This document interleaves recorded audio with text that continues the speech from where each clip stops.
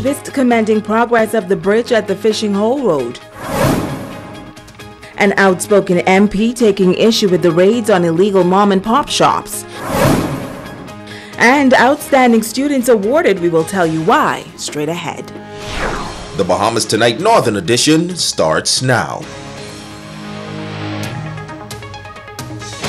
This is the Bahamas Tonight, the Northern Edition. Good evening all, I'm Shashina Roll-Parkinson. As always, it is so great to have you with us. Topping news this evening, the recent raid of local mom and pop stores, commonly called 30 Days, is not sitting well with the local parliamentarian. While he accepts that these shops are not operating within the confines of the law, he says given the current economic climate of Grand Bahama, compassion must be shown to those who are just trying to make ends meet. Outspoken Member of Parliament for Pine Ridge, Reverend Frederick McAlpine, says he does not believe that now is the time to close down small mom-and-pop shops throughout the island of Grand Bahama. In fact, he says these shops that sell snack items from the homes of residents are usually done to assist with bills, particularly given the stance of the Grand Bahama economy and the high levels of unemployment. I would like at this time the law enforcement agencies, quasi-government, the Port Authority is often referred to as that, to give consideration to persons who are selling their sodas and their chips from, I understand what they're trying to do, but I'm saying that people are trying to do this to make a living. I would rather know that they're doing that rather than you have somebody on the corner trying to sell drugs to our kids, or to the adults, or criminalizing a community or a neighborhood. And so I think we need to prioritize. At this economic juncture in Grand Bahama, people are doing every little thing they can to get a buck so that they could pay the light bill, so that they could meet the needs of the school fee. But there are those who do not agree. Some business licensees say if they have to pay certain taxes and business license fees, then so should any other business operator. Even the legitimate businesses are struggling. Even the legitimate businesses are struggling. And so until we have an economic boom or revitalization in Grand Bahama, you're going to have these problems continuously and they're going to grow and fester. So the only solution to this problem and fairness across the board and leveling the playing field is to have an economic boom. And so that then speaks to we need to get hotels open, we need to have investors coming in, and we need to clean up the place so that when investors come, they don't mind doing business because of the environment. The MP's comments coming after 2 illegal shops in the Hawksville community was shut down by police and items confiscated. McAlpine says now is the time to have some compassion on persons who simply have no other way to support their family. Listen, I would rather them, I'm sorry, I try to make it as plain, I try to be a very realistic member of parliament. I would rather them sell the chips and the soda than to have their daughters becoming prostitutes selling their bodies, or moms selling their bodies just to do things, or having someone, the proliferation of gangs and the robberies, etc. So, I mean, do I want her to sell a potato chip, or do I want somebody to go break into somebody's house and steal the television and then turn around and take the money that they sold somebody else? Look, if they're trying to make an honest living, until we can improve the economy, we're going to have to consider, I think the young generation word is bly, we're going to have to give people a bly. In other news, he championed the cause for a bridge at the Fishing Hole Road many years ago. He had an aggressive campaign to make the powers that be more aware of the danger motorists face while traversing that thoroughfare during adverse weather conditions. Now that the bridge is under construction, he says he's relieved that finally something is being done. Italia Hall has this report. Construction on the Fishing Hole Road Bridge project began in 2016 by All Bahamas Construction Company. Almost 2 years later, the bridge is well on the way and is expected to be completed at the end of June at a cost of some $7.5 million. Now this news is music to the ears of longtime activist Caleb Ouden. The former chairman of PUMP, People United to Make Progress, a group lobbying for positive change in the early 90s, says he is pleased to see the project come to fruition. It is hoped that the bridge will bring some resolution to the age-old problem of flood at the Fishing Hole Road. The public at large throughout Grand Bahama lobby hard consistently. We thought it was important because I used to live in 8 Mile Rock at the time, where from time to time when you're trying to get into Freeport, you can't cross because the Fishing Hole Road was being flooded at the time. We have always said to the government that until they build a bridge, the problem will never be solved. Alden led an active campaign calling for a permanent solution to the flooding at the Fishing Hole Road for more than 20 years, and he never gave up on the idea. We had countless press conferences, demonstrations, town meeting. I recall a demonstration we had here on the Fishing Hole Road many years ago. I was holding my niece, Nellie hand.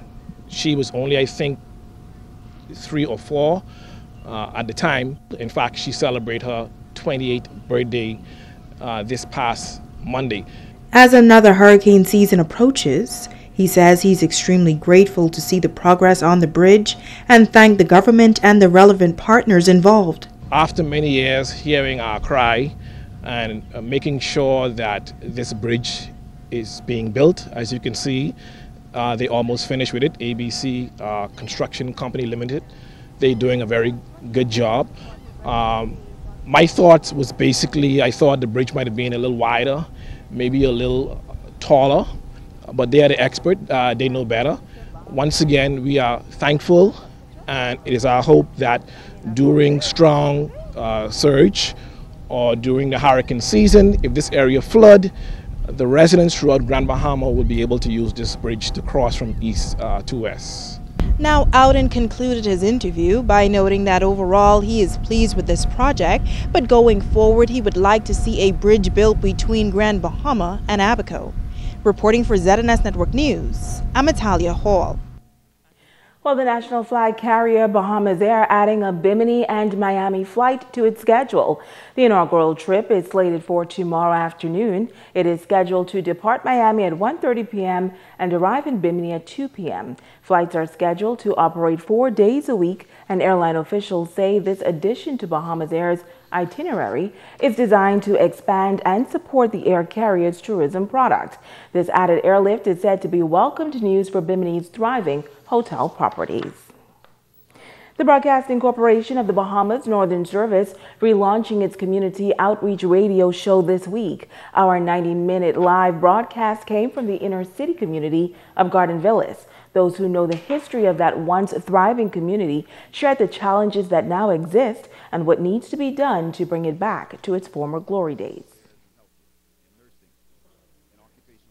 A number of persons coming together to discuss the challenges of the Garden Villas area and what could be done to revitalize a community that sits close to the heart of downtown Freeport.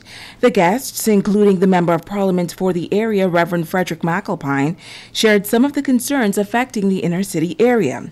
He says the number one issue is jobs. The number one challenge for most people in Grand Bahama, jobs. Being able to maintain their bills, and the only way they can maintain their bills is jobs, and having the economy of Grand Bahama is not at its best at this time.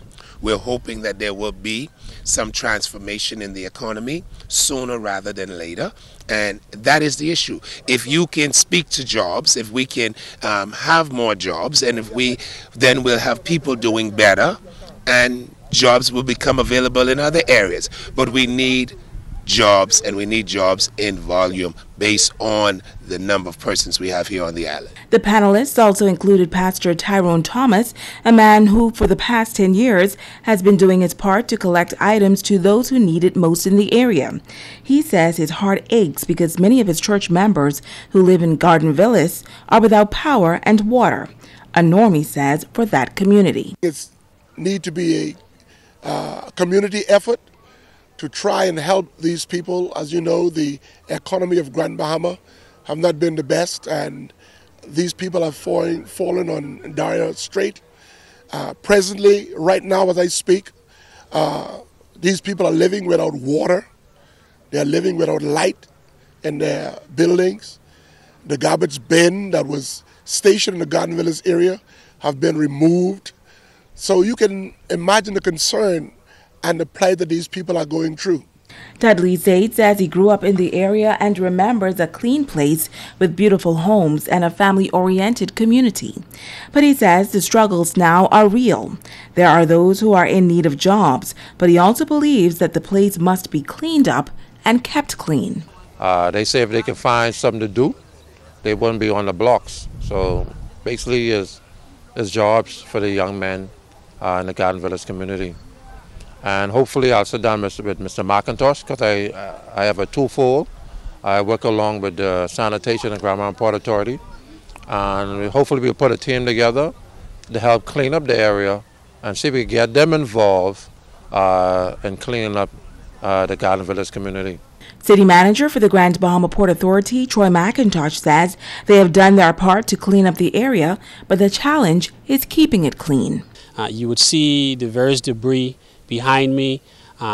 We've asked persons to put their bulk trash in areas that the truck can pick up. The truck visits this area once a week. I think that's on a Tuesday. And so we're asking persons not to dispose of their raw garbage on the verges, but to ensure that those things are bagged. In this area, service is twice a week. And we expect those persons to, again, comply to ensure that you have a clean environment and community. Stay with us. The Bahamas Tonight, the Northern Edition, continues in just a moment.